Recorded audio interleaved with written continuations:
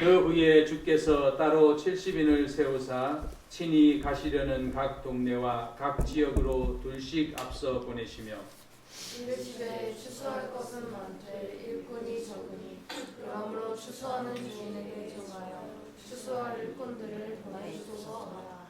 갈지어다 내가 너희를 보냄이 어린 양을 이리 가운데 보냄과 같도다. 전대나 배낭이나 신발을 가지지 말며 길에서 아무에게도 논란하지 말며 5절 어느 집에 들어가든지 먼저 말하되 이 집이 평안할지어다 하라. 아멘. 오늘은 추수감사주일인데요. 마지막 때는 사실 추수의 시간입니다. 이것을 잘못하는 사람들이 많이 이용하는데요. 추수꾼 이런 말을 쓰면서 많이 쓰는 데가 어디냐면은 저기 신천지 같은 데서 많이 씁니다. 그러다 보니까 실제로 사람들을 많이 모아요.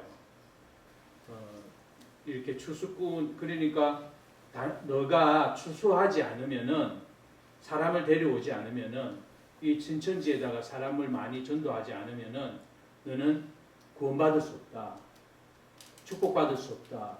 그러니까 마치 이 추수하는 것이 사람을 막 어떤 방법을 써서든지 데리고 오는 것이 마치 전도하는 것인 것처럼 정말 추수하는 것인 것처럼 하나님 앞에 열매를 맺는 것인 것처럼 그렇게 오해가 많이 됐어요.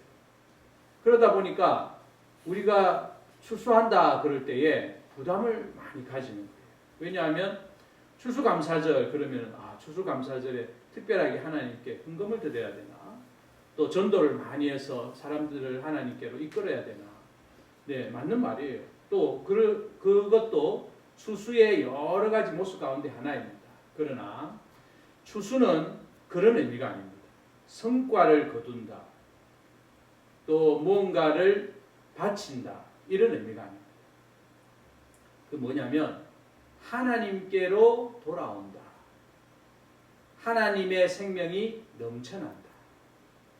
하나님 앞에 바로 서게 된다. 하나님께로 돌아오게 된다. 이런 뜻입니다.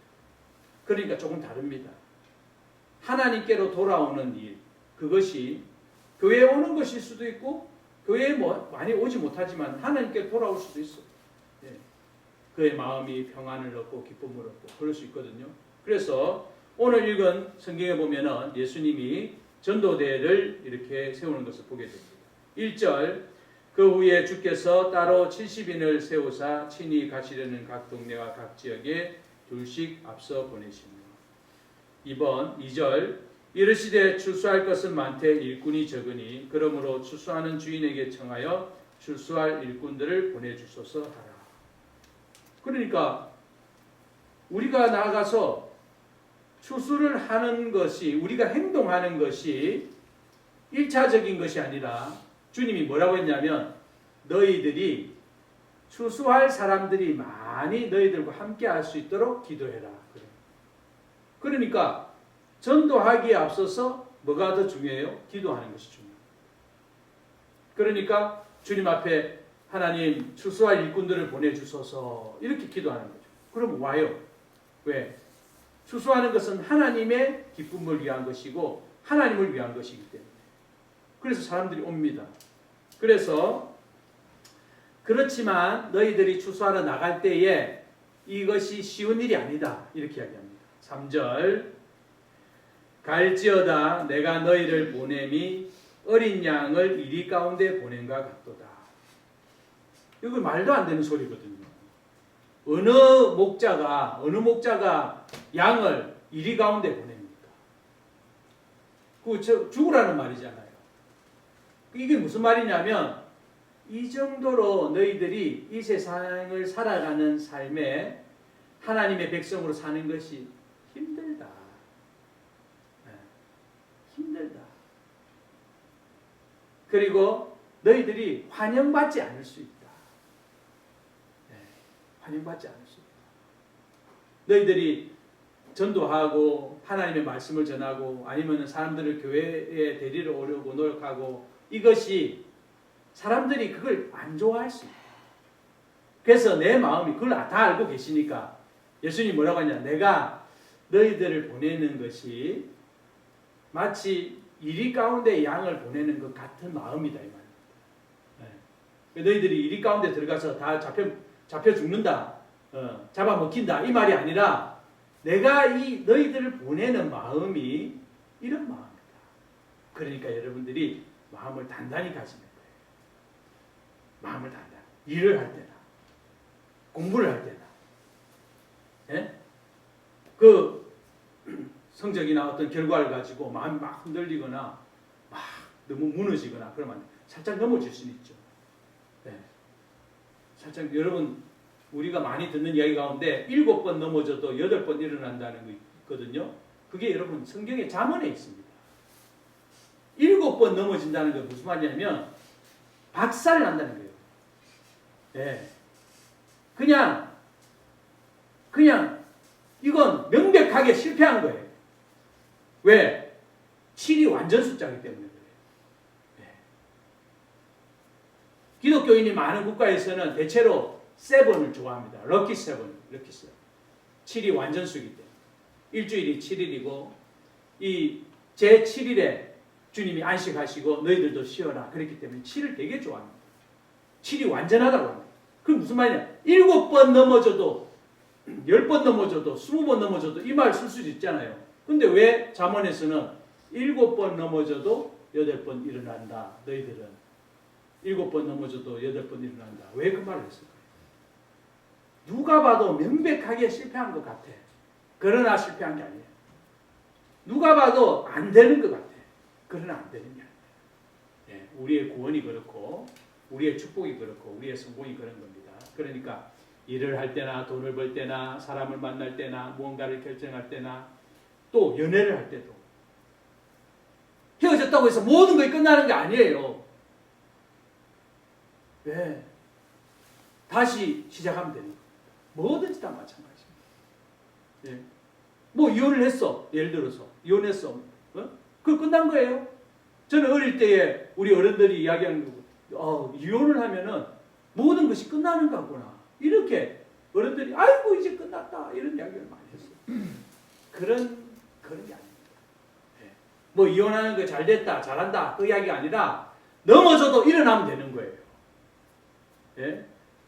우리가 하나님이 우리에게 주신 행복한 삶이 있는 겁니다. 예. 그래서 추수할 것은 많되 일꾼이 적으니 그러므로 추수하는 주인에게 청하여 추수할 일꾼을 보내주소서. 갈지어다 3절 내가 너희를 보냄이 어린 양을 이리 가운데 보낸 것 같도다. 그러니까 여러분들이 넘어질 때 뭐가 잘 안 될 때 또 실패했을 때 이게 여러분 말이 좀 이상합니다. 한번 따라하겠습니다. 당연하다. 괜찮다. 예. 그러니까 있을 수 없는 일이 일어난 것처럼 호들갑을 떨면 안 돼요. 괜찮아요. 그래서 괜찮은 겁니다. 그럼 이제 어떻게 하면 되느냐? 부담 가지지 말고 또 준비가 안 돼도 괜찮고 편안하게 여러분들이 해피하게 이 길을 가는 거예요. 4절 전대나 배낭이나 신발을 가지지 말며 길에서 아무에게도 무난하지 말며 5절 어느 집에 들어가든지 먼저 말하되 이 집이 평안할지어다 하라. 여러분 우리가 세상을 살아갈 때에 또 하나님의 일을 할 때 여러분 우리가 지금 이게 전도하는 일이라고 생각하지 마세요. 살아가는 일이라고 생각하세요. 살아가는 일. 주님이 뭐라고 말했느냐? 전대가 뭐냐면 동전주머니예요. 전대예요. 그러니까 지갑이에요. 지갑. 네. 돈을 가지고 다니는 거예요. 여러분 돈 안 가지고 어디 갈 수 없잖아요. 네. 우리가 삶을 살아갈 때에 이런 자세로 살아라 이 말입니다. 지갑 가지고 안 나가도 된다 그 말이 아니라 4절 전대나 배낭이나 신발을 가지지 말며. 여러분 조그만 여기 산에 등산할 때도 가방 색 메고 갑니다. 그 안에 보면은 뭐 물도 있고 뭐 이것저것 있잖아요. 예, 핫팩이 있을 수도 있고 추우면은 그것도 가지지 말고 그렇게 해라. 왜 그랬을까요? 주님이 우리가 알기로는 뭔가를 하려면 준비를 해야 되잖아요. 그리고 준비를 한 만큼 성공적으로 하니까. 근데 주님이 너희들이 이 땅 가운데 살아갈 때, 추수를 할 때, 이 땅 가운데 삶을 살아갈 때 이런 것을 준비 안 해도 된다. 그게 무슨 말일까요?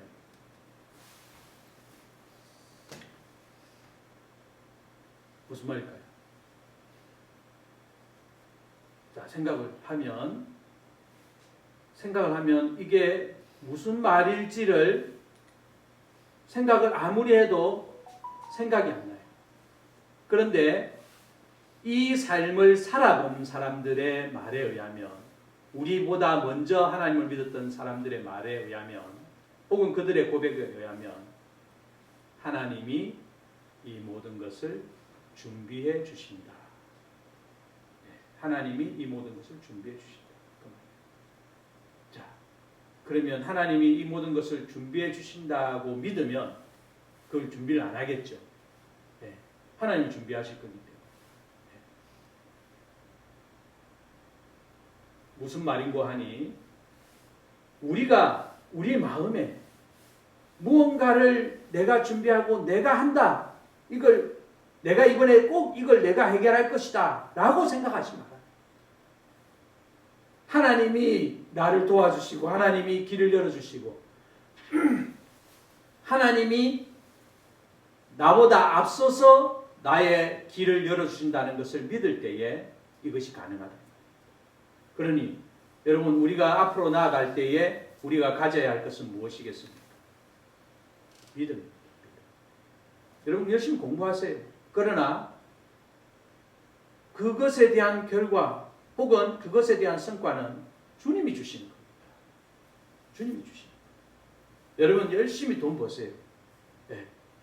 그러나 행복한 삶은 주님이 주시는 겁니다. 여러분, 우리가 농사를 짓습니다. 농사를 열심히 짓습니다. 그러나 가뭄이 오고 홍수가 나면 아무 소용없습니다. 아무 소용없습니다. 심지어 그 쓰레기가 된 그 과일, 그 농작물 처리하는 비용만, 여러분, 농지가 크잖아요. 농지가 크면 거기 홍수가 나서 그걸 처리하려면 그 쓰레기 처리하는 비용 어마어마합니다. 열심히 안 했습니까? 새벽에 일찍 일어나서 그렇게 열심히 하고 늦게까지. 그러나 우리가 가지는 결과는 우리가 노력한 만큼 되지 않는 경우가 허다합니다. 그래서 이 모든 삶의 과정에서 우리가 주님을 믿는 믿음이 가장 소중하다, 가장 근본적이다, 가장 귀하다. 그것을 우리가 생각해야 되는 것입니다. 5절 같이 읽겠습니다. 시작. 어느 집에 들어가든지 먼저 말하되 이 집이 평안할지어다 하라. 자, 여러분, 우리가 누구 집에 가서 혹은 어디에 가서 평안을 빕니다. 그것은 무슨 말이겠어요? 내가 하나님의 사람이다, 그 말. 여러분들이 만약에 복음을 가지고 있고 말씀을 가지고 있고 하나님을 모시고 있다면 여러분들은 당연히 여러분들이 가는 모든 곳에 평화의 전달자가 되는 거예요. 물론 그가 여러분들을 환영하지 않을 수도 있고 원하지 않을 수도 있어요. 그러나 그 평안을 선포하십시오. 그렇다고 얘기하십시오. 하나님이 당신에게 복을 주실 것입니다라고 얘기하십시오. 그러나 그것을 거절하는 것은 거절하거나 받는 것은 그의 일이고 우리는 그렇게 선포하면 되는 것입니다. 나중에 이 뒤쪽에 뭐가 있냐면은, 만약에 그가 너를 환영하지 않으면은 너의 신발에 먼지도 털어버리고 거기서 나와라. 그렇게 해요. 여러분들을 환영하면 하나님의 사람입니다. 여러분들을 환영하지 않으면 그냥 거기서 나오면 되는 거예요. 자, 여러분, 이제 추수의 때입니다. 여러분, 저도 그렇고 여러분들도 전도해야 됩니다. 그리고 저도 그렇고 여러분들도 그렇고 더 풍요로운 삶을 향해서 나아가야 합니다. 그러나 그것은 우리의 노력에 따른 것이 아니라 영향을 줄 수는 있어요. 확률적으로 더 성공할 수 있어요. 더 열심히 일하면 성공할 수 있어요. 그런데 여러분, 제가 이거 보니까요, 우리 아이들, 공부 안 하는 아이들 별로 없어요. 나름대로 다 합니다. 합니다. 그러나 어떤 아이들은 아무리 공부해도 딱 그 정도입니다. 어떤 아이들은 놀면서 하는데도 딱 어느 정도 올라가잖아요. 그게 그 사람에게 주신 자기 나름대로의 은사입니다. 은사. 네. 그러니까 그 이유는 뭡니까? 그 이후로는 뭐예요? 하나님의 은혜. 하나님을 믿는 믿음. 하나님을 잘 믿어서 여러분들의 추수가 많아지시길 축복합니다. 아멘. 하나님을 잘 믿어서 하나님을 믿는 것이 여러분 뭐 너무너무 단순하잖아요. 하나님을 믿고 의지하고 하나님을 바라보고 그리고 좀 노력하고 또 넘어지면 일어나면 돼요. 왜? 어차피 이 땅 가운데 삶은 그냥 이리 가운데 던져진 양처럼 평안이 없는 그런 시대이지만 우리는 주님이 주시는 평안을 얻고 또한 우리가 가는 곳 모든 곳에 평안을 선포하고 그렇게 하는 것입니다. 여러분 평안이 넘치시기를 축복합니다. 기도하겠습니다. 하나님 아버지 추수의 시간입니다. 우리가 열심히 노력하지만 하나님의 은혜가 있어야 되겠습니다. 하나님이 우리에게 은혜를 베푸시고 하나님 우리를 붙들어 주시고 하나님 우리와 함께 해 주셔야 되겠습니다. 어느 집에 들어가든지 먼저 평안을 빌게 하시고 그 평안이 그곳에 머물도록 은혜 베풀어 주시옵소서. 지난 시간들을 생각해 볼 때 주님 앞에 감사드릴 것밖에 없습니다. 오늘 시간에 저희들의 마음과 뜻과 정성을 받아 주시옵소서. 예수님의 이름으로 기도하옵나이다. 아멘. 할렐루야. 이 시간에는 우리 먼저 박민혁 형제님 특송으로 하나님께 영광 돌리겠습니다. 이 특송은 하나님이 가장 기뻐하는 열매 가운데 하나입니다.